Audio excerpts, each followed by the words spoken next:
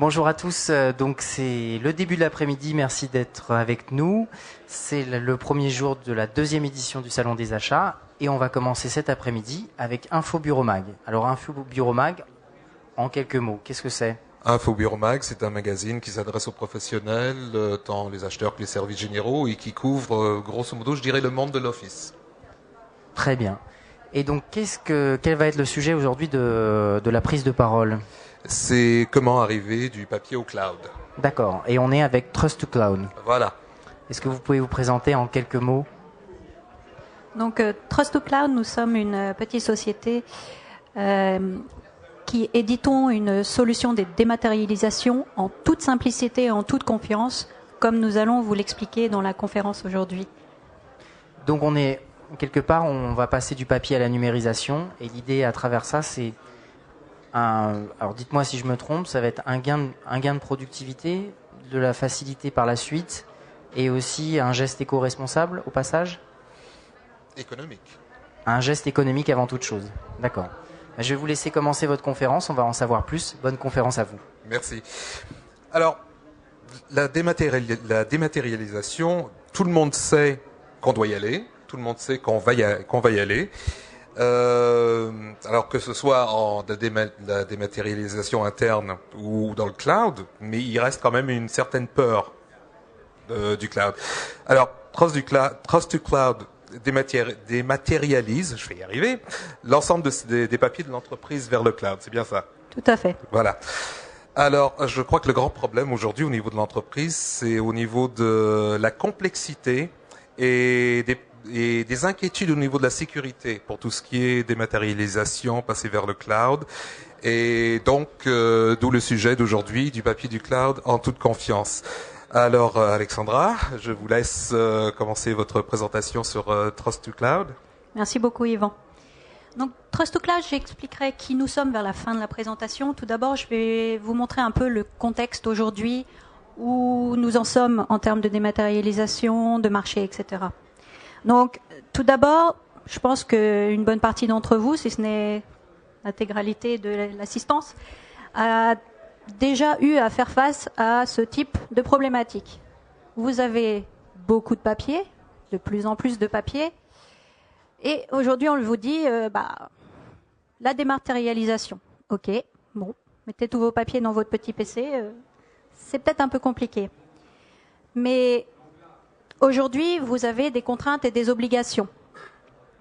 Vous le savez ou vous ne le savez pas, ceci est juste un extrait de tous les documents que vous devez conserver légalement dans votre entreprise. Donc ça peut aller de 5 ans à 30 ans, en passant par vraiment tout type de documents. Ce n'est pas simplement les factures ou les contrats, ceux-là sont bien sûr très importants, mais il y a par exemple les statuts de la société, il y a les bulletins de paye, il y a les justificatifs de TVA allant jusqu'au talon de vos chéquiers. Tous ces documents, vous en avez une multitude dans votre entreprise et légalement, vous avez l'obligation de les garder au moins 5 ans, si ce n'est 10, si ce n'est 30. Donc vous avez ici une liste, vous la trouvez un peu partout sur Internet. Et ces obligations sont vraiment dans la tête de toutes les entreprises aujourd'hui. Mais comment faire, où, quand, comment ? Il y a aussi l'importance de la conservation de vos documents. Vos documents, ce sont véritablement l'actif de votre société. Les études montrent que 93% des entreprises ayant déjà perdu leurs données font faillite dans l'année, si ce n'est les 2 ans qui suivent. Donc on voit ici véritablement l'importance de la conservation des données. Les conserver, mais où ? Idéalement, pas chez vous, parce que si jamais vous avez un sinistre, il y a un petit souci. Aussi, le papier reste cher. Chaque document est reproduit 19 fois en moyenne. La recherche d'un document est, elle, très coûteuse, parce que si vous avez des solutions où vous archivez votre papier, il faut aller le retrouver dans l'étagère numéro 24 de l'allée 38 et payer quelqu'un pour aller vous rechercher votre document. Et c'est pas très pratique, pas très efficace. Et aussi, un document papier sur 20 n'est jamais retrouvé. Donc c'est un peu embêtant. L'idée est tout de même de pouvoir utiliser les informations qui sont sur le papier et les faire vivre dans votre société pour améliorer tout ce qui est productivité, etc. Mais aujourd'hui, il y a déjà une partie du monde corporate, business, qui avancent vers le numérique. Alors, 200 millions de factures, je vois sur la slide que vous pouvez voir. Est-ce que c'est dématérialisé vers le cloud, vers en interne, quand on parle de 200 millions de factures? Et est-ce que c'est important? 200 millions, c'est important, mais c'est pas encore l'ensemble des factures. Mais aujourd'hui, elles sont en partie dématérialisées vers le cloud, mais la plupart circulent par email. Parce que lorsque vous avez entre clients et fournisseurs, vous pouvez décider dans votre contrat que vous passez avec votre client ou votre fournisseur de dématérialiser fiscalement vos factures et donc de vous les envoyer par email, d'envoyer le format électronique de votre facture par email. Donc la plupart sont aujourd'hui sur des PC, aussi dans des emails, dans des PST, des choses comme ça. Et une partie est déjà dans le cloud.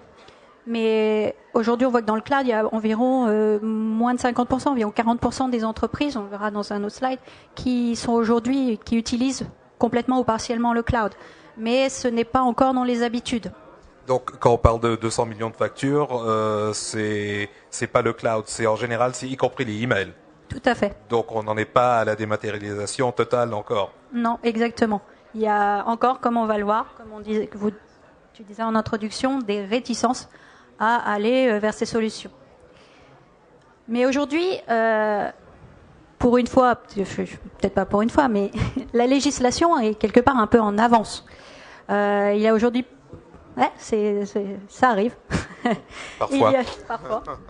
Il y a aujourd'hui des lois qui existent sur le bulletin de salaire électronique, sur le fait que l'original électronique, que si le papier est initialement électronique, cela constitue l'original de votre papier.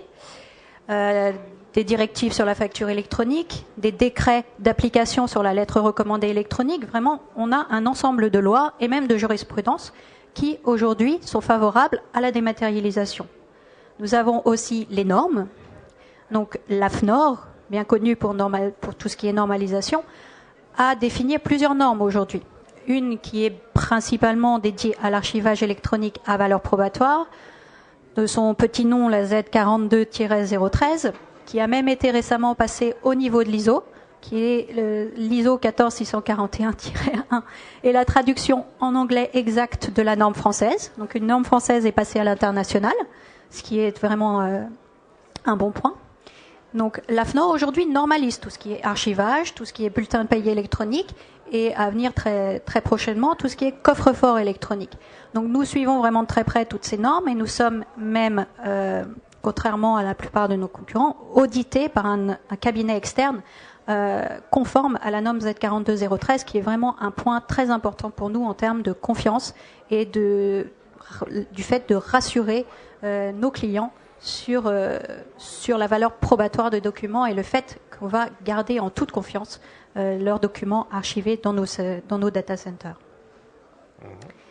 Et donc, je le disais précédemment, le cloud aujourd'hui, on en parle partout. Je pense que vous ne pouvez pas ouvrir un magazine aujourd'hui, technique en tout cas, sans que quelqu'un vous parle du cloud. Les Google, les Amazon, etc. Investissent dans des data centers énormes aux quatre coins du monde pour fournir des technologies cloud. Donc le cloud aujourd'hui a beaucoup d'avantages. Donc bien évidemment, tout d'abord, une élasticité des volumes, des demandes qui peuvent monter, diminuer à tout moment sans que vous ayez besoin d'investir plus ou moins dans vos locaux.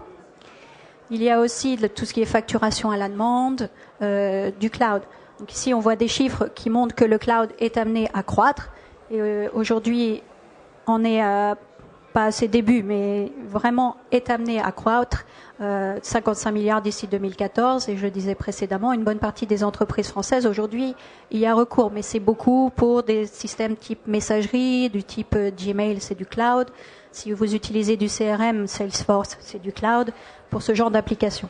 Mais puisque la législation y est, même si ça peut surprendre, la législation est un peu en avance, comme tu disais, et puisque la technologie y est, pourquoi on n'est pas encore complètement au cloud ?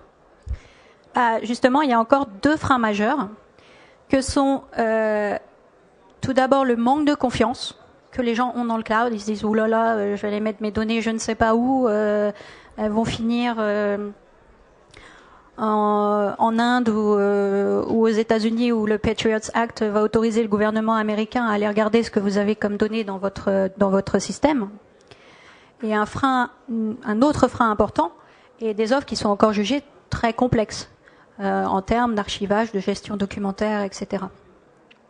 Donc aujourd'hui, Trust2Cloud a fait ce constat, et de là est venue l'idée de la création de Trust2Cloud, qui a tout d'abord défini une offre simple et une offre de confiance en toute sécurité.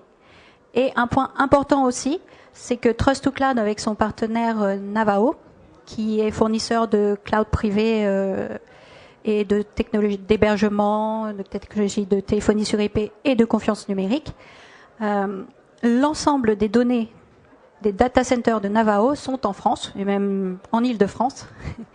Et donc, Trust2Cloud garantit que l'ensemble des données de ses clients sera gardé en France et ne sortira pas du territoire. Donc c'est déjà un des freins qui est levé ici, c'est-à-dire le manque de confiance sur le fait que des Amazon, des Google, des clouds publics vont aller emmener vos données à l'autre bout du monde sans que vous le sachiez. Et comme tu le soulignais, si un serveur était aux États-Unis, peut être assujetti au Patriots Act, qui donne le droit au gouvernement d'aller regarder ce qu'il y a dedans. Exactement. D'où l'intérêt d'avoir un cloud français. Voilà, là ce n'est pas le cas. D'accord. Personne n'ira. Enfin, la loi nous interdit quelque part d'aller voir vos données dans nos systèmes. Et tout est sécurisé, bien évidemment, selon toutes les normes en vigueur. Les data centers ont la norme ISO 27001 sur tout ce qui est sécurité, etc. Et il n'y a vraiment aucun souci. Donc, juste pour clarifier un point, et je crois que ça peut être intéressant pour les gens qui nous écoutent, alors même si vous gérez les documents, vous ne pouvez pas aller les voir. Non, enfin, les logins, les mots de passe, etc., du portail, etc., sont chez nos clients, chez nos revendeurs. Oui, d'accord. Et tout est véritablement cloisonné. Un client ne peut pas aller voir les données d'un autre client, un revendeur ne peut pas aller voir les données d'un autre revendeur. Il y a vraiment aussi cloisonnement au niveau de la solution. D'accord. Donc aujourd'hui, tout d'abord une petite introduction sur Trust2Cloud. Nous sommes une petite société récemment créée, mais nous avons un partenaire qui est STS Group et principalement Navao. Donc Trust2Cloud, c'est la rencontre entre deux mondes, un peu le monde industriel. Vous voyez ici sur la partie gauche qui est la partie scan. Donc ce scan a la particularité d'être quelque part un peu une première mondiale, en ce sens que c'est un scan qui n'a pas besoin de PC pour fonctionner. C'est un scan où vous mettez les papiers dans ce scan. C'est un scan de la marque Sagemcom, qui est un de nos partenaires.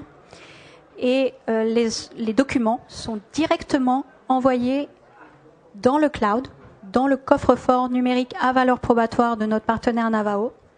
Donc ce que je disais, c'est la rencontre entre deux mondes, le monde d'industriel de Sagemcom et le monde de la confiance numérique de STS Group et Navao, qui sont dans le domaine depuis 2000 et qui ont vraiment une expertise dans beaucoup de comptes, de gros comptes, du petit au gros compte, dans l'archivage à valeur probatoire.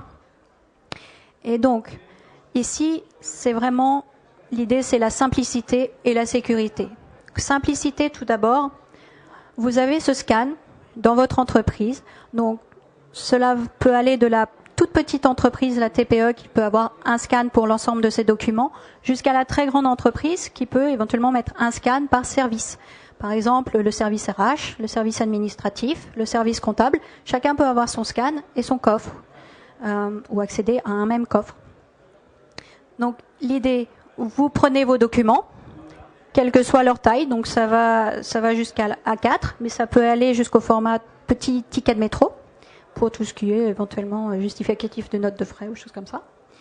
Vous insérez vos documents, donc c'est un scan qui scanne en recto verso, qui va aussi traiter les images en termes de qualité, qui va supprimer les pages blanches, qui va améliorer la qualité de l'image, redresser l'image pour véritablement avoir un document clair, net, prêt à archiver au format PDF.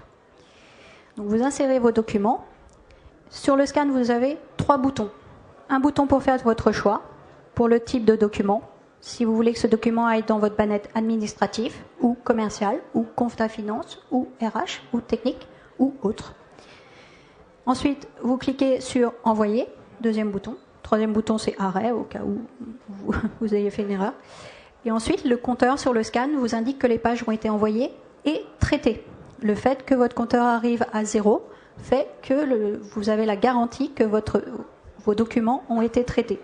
Les documents sont envoyés de façon sécurisée, sans manipulation, sans avoir l'étape du PC, en SSL 3, vers le coffre. Donc véritablement une sécurité dès le départ. Et ensuite, vos documents sont envoyés dans le coffre-fort à valeur probatoire, donc audité AFNOR Z42013, dans le répertoire équivalent dans votre coffre. Rien de plus simple, véritablement de manière automatique. Ensuite, ce coffre, vous pouvez à la fois y accéder en envoyant des documents à partir du scan, ou si vous avez déjà des documents nativement électroniques, vous pouvez accéder au portail de management du coffre et télécharger vos documents qui seront déposés de façon identique dans votre coffre-fort à valeur probatoire. Donc à valeur probatoire, voulant dire que tout ce que vous rentrez dans votre coffre, nous vous garantissons que c'est ce qui va sortir à l'identique et que tous les événements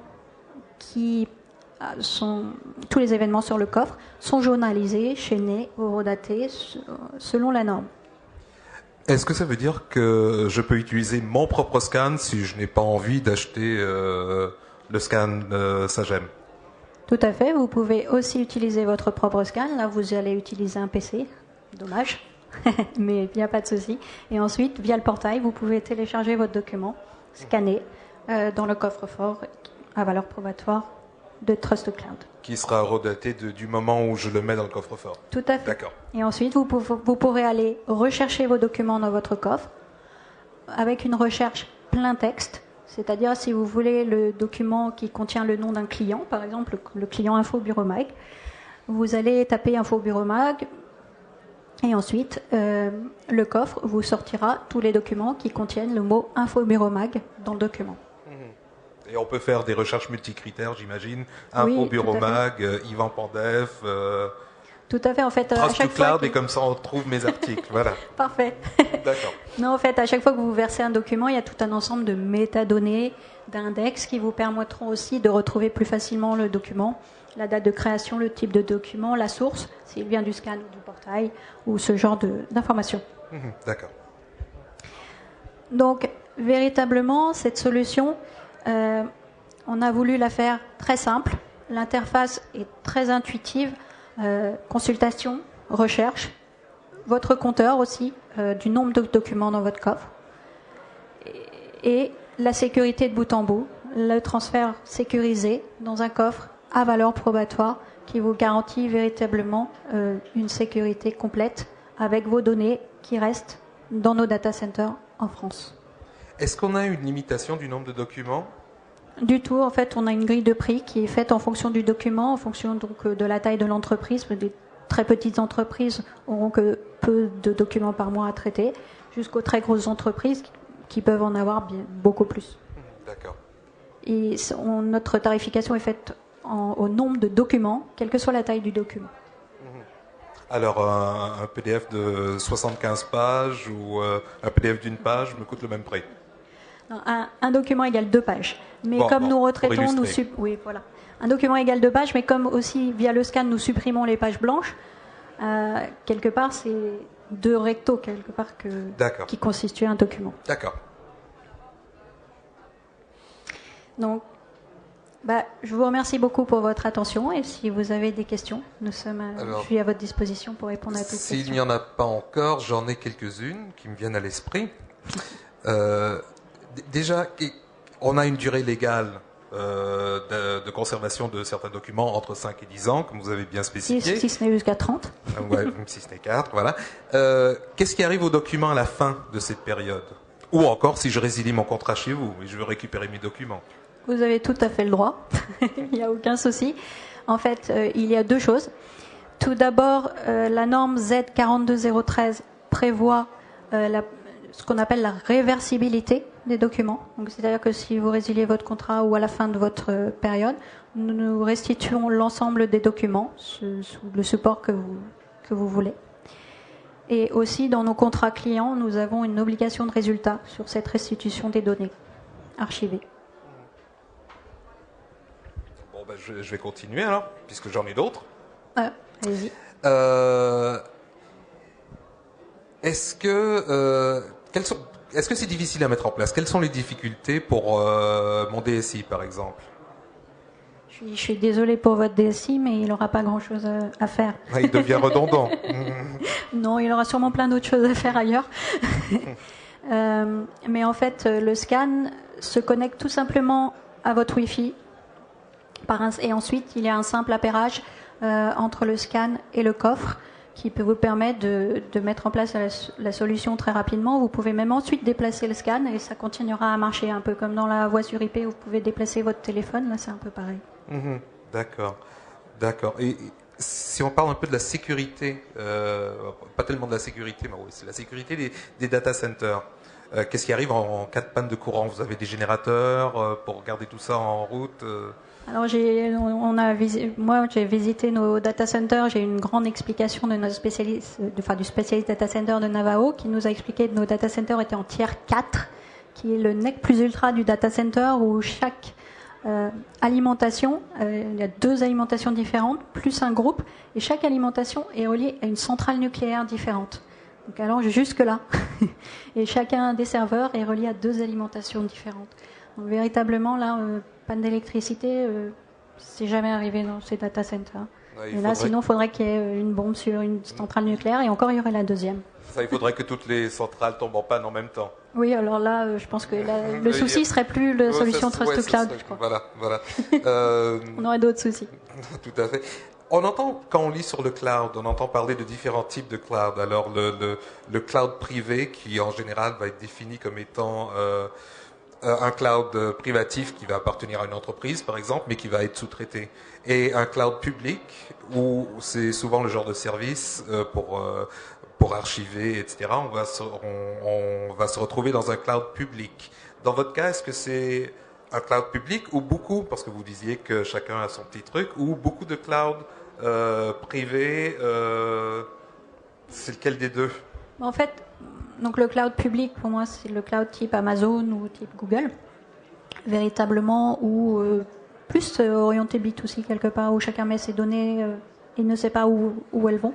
Nous, c'est plus chaque revendeur, chaque client a un peu son cloud privé, outsourcé, bien évidemment, dans le cloud, non pas son cloud privé dans ses locaux.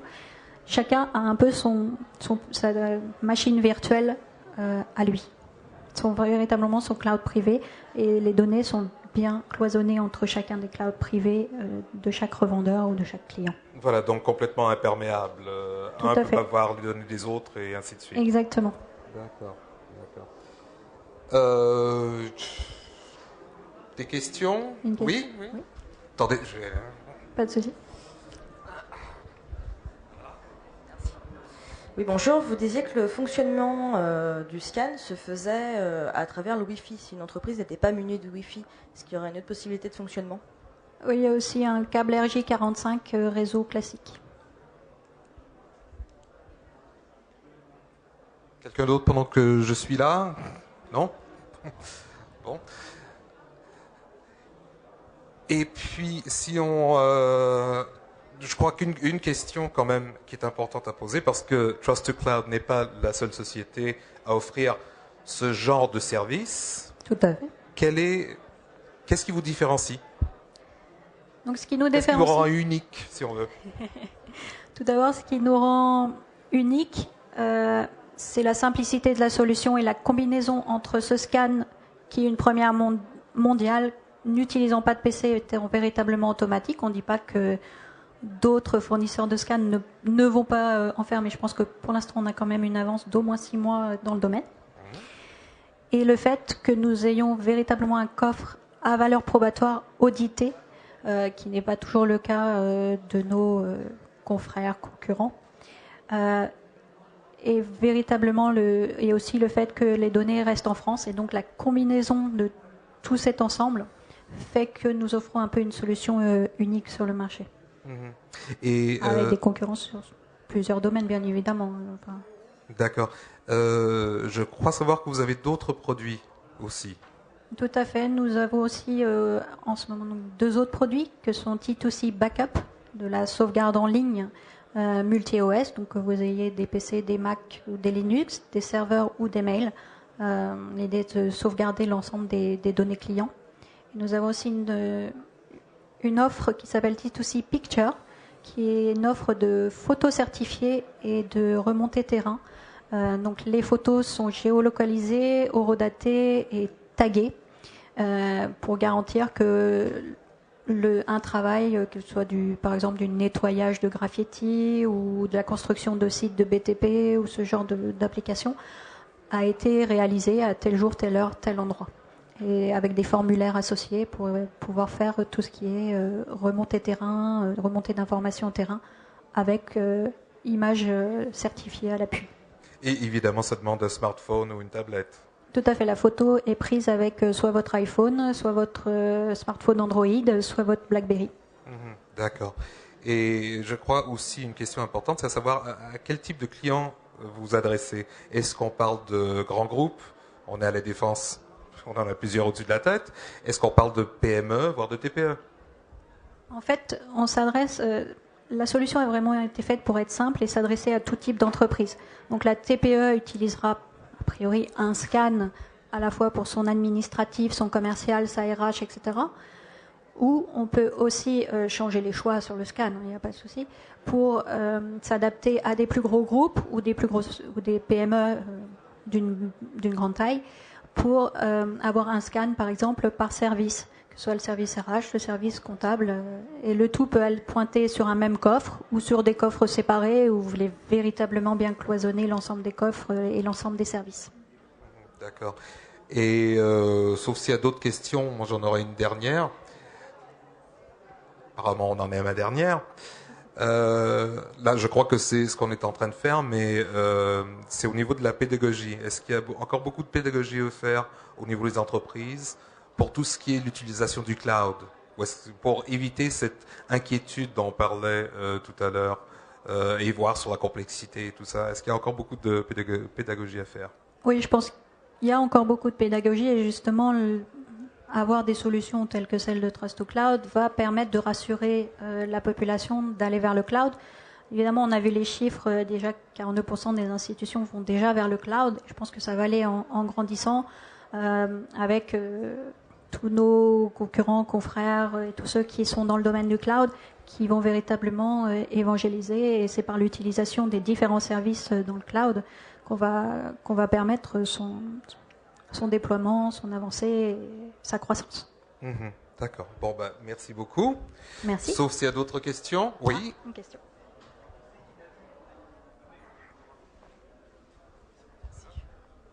Bonjour. Bonjour. En fait, je souhaiterais que vous développiez la partie recherche, puisque vous avez dit qu'on pouvait chercher en plein texte, par exemple, ou qu'il y avait des systèmes multicritères. Mais voilà, des factures d'une même société redondantes, il y en a 200 par an, etc. Si je veux pointer à un moment donné sur un document, est-ce que vous pourriez développer ce système de recherche à l'intérieur du cloud, s'il vous plaît? Bien sûr. Donc l'idée est tout d'abord, donc vous avez l'ensemble de vos documents dans le coffre, en format PDF par exemple. Vous avez des index qui ont été liés à ces documents. Donc tout d'abord, pour affiner la recherche, vous pouvez dire je veux les documents entre telle date et telle date. Donc vous définissez en termes ou tel type de document, ou des documents de tel répertoire, le répertoire administration par exemple, ou le répertoire commercial. Et ensuite, avec un outil d'OCR, de recherche de caractères, vous permettre d'entrer un terme, un mot, qui va aller browser naviguer dans l'ensemble des documents et vous ressortir les documents qui contiennent cette chaîne de caractères. Donc le fait de faire une première étape d'indexation permet d'être plus rapide, parce que si vous avez des milliers de documents dans votre coffre, faire de l'OCR sur les milliers de documents va prendre beaucoup de temps.